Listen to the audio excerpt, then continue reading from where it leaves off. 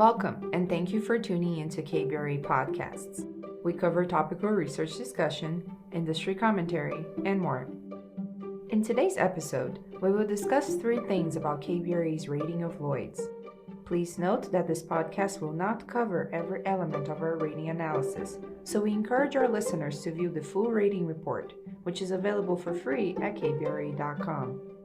Today's conversation will be moderated by Bill Cox, Senior Managing Director and Global Head of Corporate Financial and Government Ratings at KBRA. He's joined by Peter Giacconi, leader of KBRA's insurance team, and his colleague, Carol Pierce, a Senior Director in the insurance group. Stay tuned to learn more. So, Peter, Lloyd's is a very unique and complex entity in the world of insurance with over 300 years of history. Tell us 3 aspects of Lloyd's that were particularly important in your rating analysis that you'd like to highlight.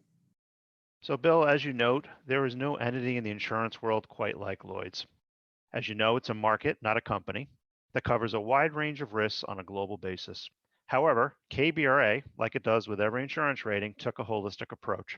While we incorporated many distinct credit considerations into our rating analysis, today we would like to focus on 3 aspects which we believe are particularly distinctive with respect to Lloyd's.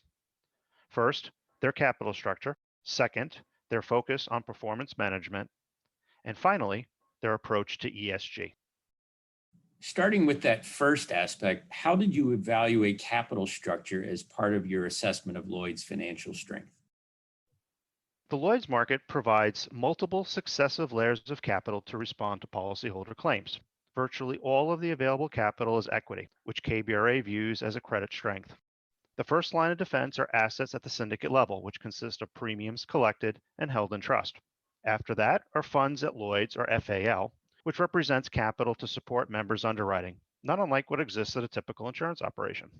The level of FAL is determined by each individual member in an amount that it deems sufficient to cover a 1 in 200-year loss to ultimate. Lloyd's then increases the requirement, effectively building in an additional buffer for extreme losses, which results in an economic capital assessment for every member. Then things really get interesting. If the first 2 layers are insufficient to cover valid claims for a particular member, there is the central fund at Lloyd's, which, if approved by the Corporation of Lloyd's, is available to satisfy claims. The central fund is also supplemented by the proceeds of subordinated debt, which, notably, are structured such that claims are paid ahead of payments owed to bondholders. Finally, there is the ability of Lloyd's to call on its members to fund additional capital. So what you have at Lloyd's is a combination of equity capital, which, by virtue of its multiple layers, provides several and mutual coverage of policy claims. It is a very robust capital structure that does not exist at this scale anywhere else in the insurance sector, and, in KBRA's view, is effectively the foundation for Lloyd's strong financial strength. That last bit you mentioned, Peter, seemed particularly important, the ability to call on Lloyd's members. Can you provide a bit more detail about how that works? I'm Carol Pierce, and I'll address that question. During the normal course of business, members may inject new funds into their accounts as losses emerge or following events that exhaust their capital, such as man-made or natural catastrophes. 2020 saw an abnormally high frequency of natural catastrophes, and members funded their accounts as envisioned by the Lloyd's capital structure, all the while continuing to trade in the market. In the event of very severe losses, such as COVID-19, the Society of Lloyd's may request that members come in line in order to trade forward. This protects the market's viability, as well as preserves the central fund for its intended purpose as the ultimate claims-paying backstop for the market. In 2020, in order to fund COVID-19 losses, Lloyd's made 3 successful collections from members coming in line, amounting to £3.5 billion. In the recent past, there has been negligible use of central resources to pay members' unfunded claims. Claims take time to develop, even natural catastrophe claims, and the claims that the central fund has paid during the last 7 years are from adverse development on very old claims from members no longer participating in the Lloyd's market. That certainly provides good overall sense of the claims paying strengths in the aggregate, but as we said at the beginning, it's a market, not a company. And it's the underwriting that occurs at the syndicate level that ultimately drives the longer term financial strength of Lloyd's. What are your thoughts about how Lloyd's oversees individual syndicates? In 2018, Lloyd's instituted a targeted approach to performance management. Each active syndicate was designated as light touch, standard touch, or high touch based on a number of criteria such as length of time in operation, past performance, how realistic the current plan was, Lloyd's view on the syndicate's reserve adequacy, etc. In approved plans, light touch syndicates were allowed to grow and take full advantage of increasing rates in the market, while high touch syndicates were reduced in size or removed from the market entirely. Standard touch syndicates were allowed limited growth and only in certain classes. Light touch syndicates were also subject to limited oversight beyond core oversight activities, while high touch syndicates were subject to more frequent internal reporting and increased oversight in line with the heightened risks they presented to the market. All these actions resulted in a 5.7% reduction in the market's attritional loss ratio between 2018 and 2020.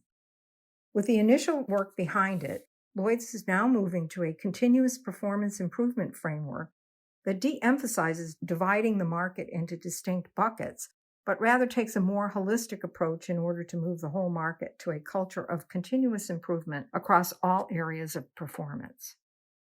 Turning to your third and final item, ESG, at KBRA, our approach to ESG factors is informed by what has made us successful in other areas. We believe in bottoms-up fundamental credit work.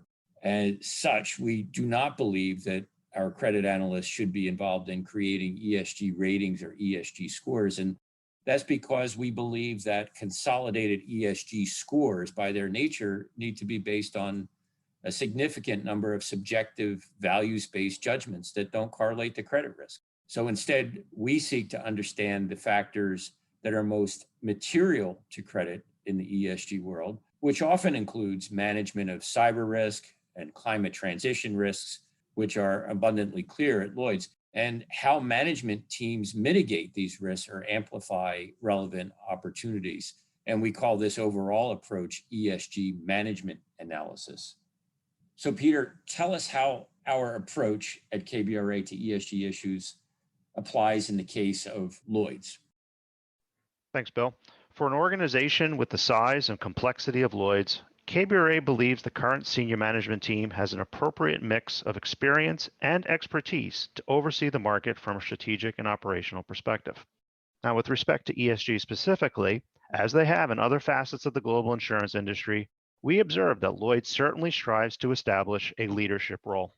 From the perspective of KBRA's ESG framework, given Lloyd's extensive property catastrophe book, management of concentrations and stress testing are obviously critical direct environmental factors of their risk management program.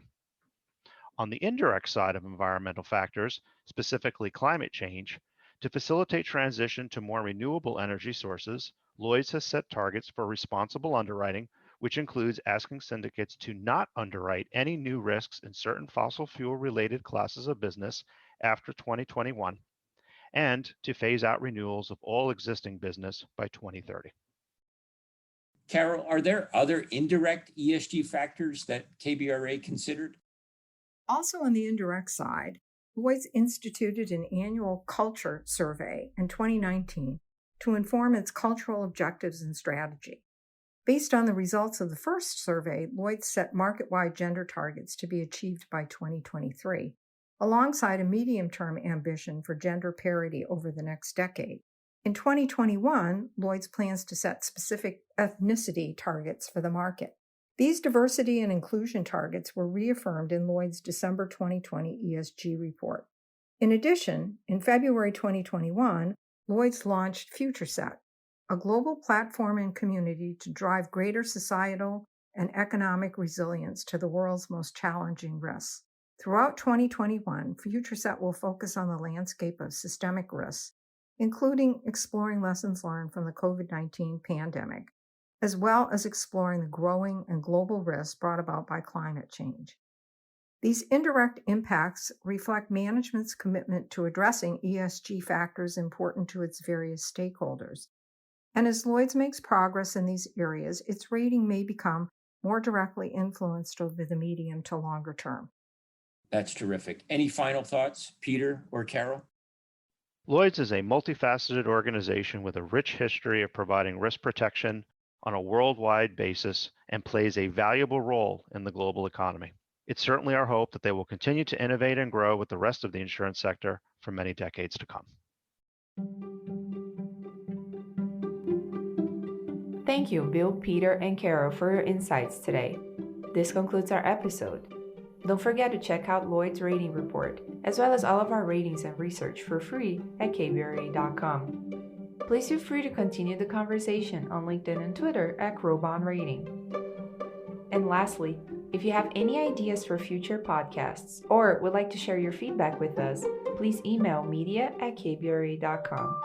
We hope to see you next time.